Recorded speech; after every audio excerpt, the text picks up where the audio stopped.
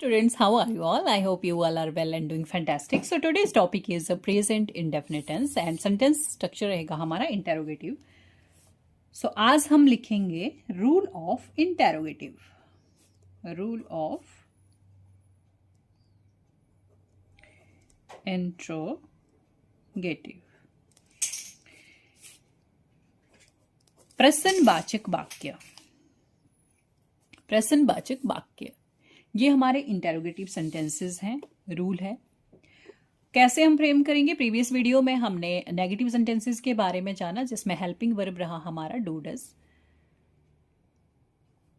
तो हमारी जो इंटेरोगेटिव जो रूल रहेगा, जो स्ट्रक्चर रहेगा, उसमें हम क्या करेंगे? सबसे पहले इंटेरोगेटिव का मतलब, जैसे कि मैंने आपको बताया, प्रश्नवाचक. जब हम प्रश्न पूछते हैं किसी से, जिसमें क्या होता है कि क्या सबसे पहले आता है. जैसे क्या तुम कार चलाते हो, क्या तुम खाना बनाते हो, क्या तुम चाय पीते हो, क्या तुम पूजा करते हो, क्या तुम मंदिर जाते हो, क्या तुम डांस करते हो, क्या तुम छत पर पतंग उड़ाते हो. तो जो सेंटेंसेस, जितने भी सेंटेंसेस आपने देखे, ये क्या से स्टार्ट हुए, सो उनको बोलेंगे हम इंटेरोगेटिव सेंटेंसेस. तो इसका जो रूल है वो रहेगा, सबसे पहले हम डू, जो इसके हेल्पिंग वर्ब है, उनको रखेंगे. Do does plus subject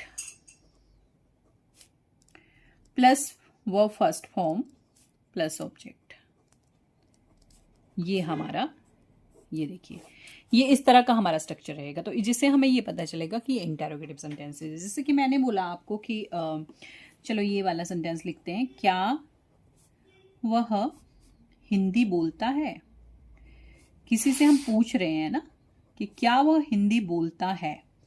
so इससे ही पता चल रहा है कि ये क्वेश्चन वाला सेंटेंस है. अब यहाँ पे जैसे हमने बोला वह, मैंने प्रीवियस वीडियो में आपको बता दिया था कि जो डज है वो ही, शीट और नेम के साथ लगेगा, अदर के साथ डू लगेगा. तो डज ही स्पीक हिंदी, ये इसका ट्रांसलेशन इंग्लिश में हो गया. क्या तुम छत पर पतंग उड़ाते हो? क्या तुम छत पर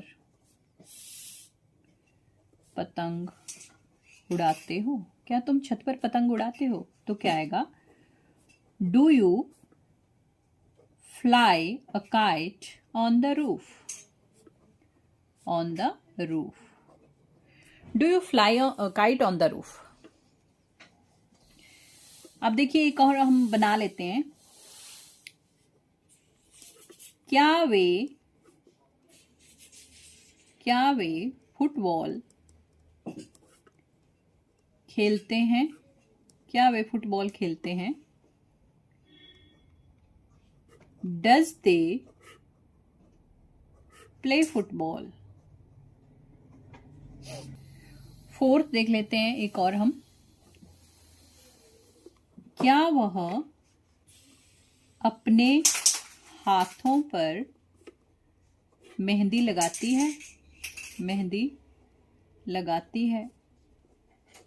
ये देखिए, ये थोड़ा सा हम इस सेंटेंस को थोड़ा सा लंबे करेंगे. अब देखिए हमें कैसे पता चल रहा है कि ये इंटेरोगेटिव है. सबसे पहली बात कि इसकी जो आइडेंटिटी है कि सबसे पहले क्या आएगा, उसके बाद जो इसका क्वेश्चन मार्क का निशान सबसे लास्ट में आएगा, जो साइन रहेगा. अब जैसे मैंने आपको टेंसेस आइडेंटिफाई करने बता दिए हैं कि जो इसके लास्ट की जो आईडी है उसको हम रीड करेंगे, उसके बाद हमें ये पता चलेगा कि नहीं, सच में ये ही प्रेजेंट इंडेफिनिट का है. तो क्या आएगा? वह, शी, डज शी. अब देखो यहाँ पे मैंने बोला है क्या वह अपने हाथों पर मेहंदी लगाती है. अब यहाँ पे जो लगाना है वो मेहंदी है. जो भी हमारा वर्ब लगेगा अकॉर्डिंग टू हमारा ऑब्जेक्ट के साथ होगा. सो जैसे कि फॉर एग्जाम्पल कि साइकिल चलाने को राइड साइकिल बोलेंगे. ड्राइव साइकिल तो गलत हो जाएगा. अगर कार के लिए हम राइड कार नहीं बोलेंगे, वहां पे हम ड्राइव कार बोलेंगे. तो इसी तरह यहाँ पे हम पुट नहीं बोलेंगे या कुछ और नहीं बोलेंगे. यहाँ पे हम अप्लाई करेंगे. Does she apply Hina, mehndi को क्या बोलेंगे? हिना. ऑन हर हैंड्स, अब एक बात और समझने की आ गई, जैसे कि अभी तक हमने बिल्कुल सिंपल सेंटेंसेस की प्रैक्टिस की है, और ये थोड़ा सा हमारा सेंटेंसेस जिसमें मैंने पार्ट्स ऑफ स्पीच इंक्लूड कर दिया और भी चीजें इंक्लूड कर दी, तो मैं आपको थोड़ा सा इसको एक्सप्लेन करके बताऊंगी। डू हमारा रहेगा helping verb of present indefinite tense. She हमारा सब्जेक्ट भी है और प्रोनाउन भी है, सिंगुलर प्रोनाउन है। अप्लाई हमारा एक्शन वर्ड है। उसके बाद हिना हमारा ऑब्जेक्ट है। उसके बाद ऑन हमारा प्रेपोजिशन वर्ड्स है, ये हम प्लेस बता रहा है, प्लेस पोजीशन वर्ड्स की पोजीशन क्या है, कहाँ पे क्या चीज हो रही है। तो वो अपने हाथों पर मेहंदी लगा रही है। अब देखो अपने हाथों पर, अपने हाथों पर, ये हमारा ऑब्जेक्ट प्रोनाउन हो गया। गर्ल है वो, फीमेल है तो हर, अगर वो मेल होता, ही होता, तो यहाँ पे हिज आना था। अगर मैं अपने लिए बोलती तो माई आना था, आई के साथ माई। उसके बाद हैंड्स, हाथों, हैंड्स। तो ये भी हमें नॉलेज होनी चाहिए कि कहाँ पे कौन सा ऑब्जेक्ट प्रोनाउन हमने यूज करना है और कौन सा हमने प्रोनाउन यूज करना है। इसके लिए हमें बेसिक से इंग्लिश को सीखना है और अच्छे से समझना है, तभी हमारे जो ग्रामेटिकली कोई भी मिस्टेक नहीं हो पाएगी। सो आज के लिए इतना ही। आज हमने रूल ऑफ इंटेरोगेटिव पढ़ा, मीन्स इंटेरोगेटिव सेंटेंसेस के बारे में जाना, और उसमें हमने क्या सीखा कि ये सेंटेंस जो हिंदी में जब स्टार्ट होते हैं तो ये क्या से शुरू होते हैं। सबसे फर्स्ट वर्ड जो आता है वो क्या आता है, और लास्ट में इसके साइन ऑफ इंटेरोगेशन, जो साइन है, क्वेश्चन मार्क है, वो लगा होता है। दो हमने देखा, वो चीजें हमने सीखी, और ये भी हमने देखा कि डू डज किसके साथ लगता है। जिसने भी मेरी प्रीवियस वीडियो नहीं देखी है वो जाके प्रीवियस वीडियो में जाएंगे और देख लेंगे, जिसमें मैंने फर्स्ट पॉजिटिव सेंटेंसेस बताए कैसे फ्रेम करने, उसके बाद मैंने नेगेटिव सेंटेंसेस को फ्रेम करना बताया, फिर मैंने इंटेरोगेटिव सेंटेंसेस को फ्रेम करना बताया। इंटेरोगेटिव मीन्स प्रश्नवाचक वाक्य। इसके साथ ही आज हमने एक लंबा सेंटेंस भी बनाना सीखा, जिसमें मैंने कुछ पार्ट्स ऑफ स्पीच इंक्लूड किए।